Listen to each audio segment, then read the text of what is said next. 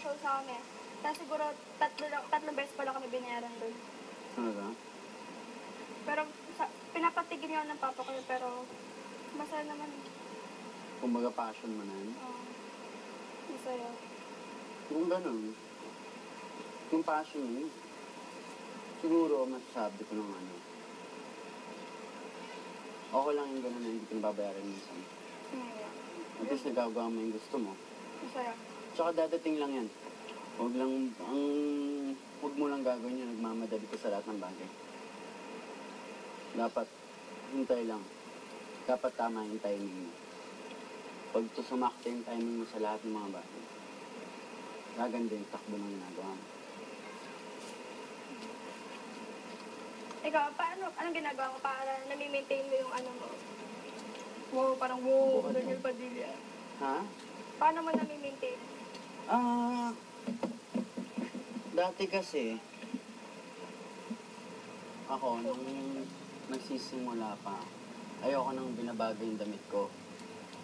Ay, gusto ko kung ano-ano lang suot ko, kung ano-ano lang. Lagi din dapat may nakikita ang bago sa'yo.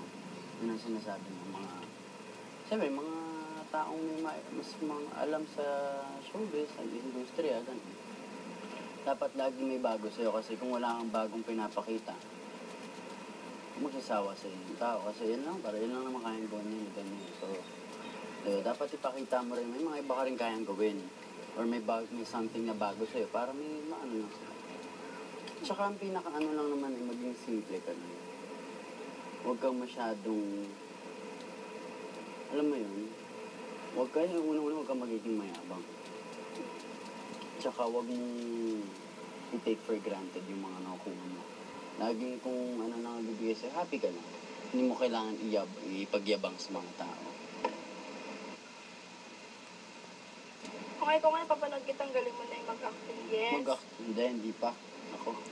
Hindi. Yan ang trabahong kailangan ko pang pag-practice na trabahuhin.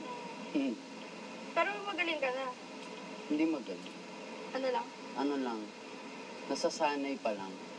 Hindi naman nasasanay na gumagaling. Kumbaga nasasanay pa lang sa acting, kung paano siya tumatakbo. Yun lang. Tsaka pag sinapag-artista ka, sinabi mong magaling ka ng umarte. Hindi maganda yun. Mayabang, pangit.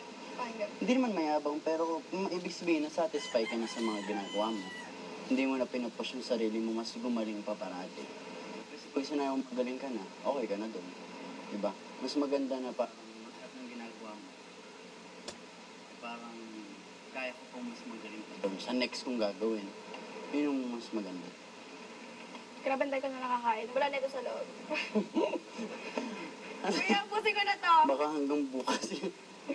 Hindi ka magugutom yun. Seryoso, kasi sawan-sawan na ako sa gulay. Tsaka hindi ako masyadong makain eh. Egg lang. Ha? Square Daniel kasi, pinag-workout na kami. Sobrang nakapagod. Nalala ko nag-ano kami dito eh. Yung pabigat ng pabigat. Nag-gain ng weight. Kasama ako doon.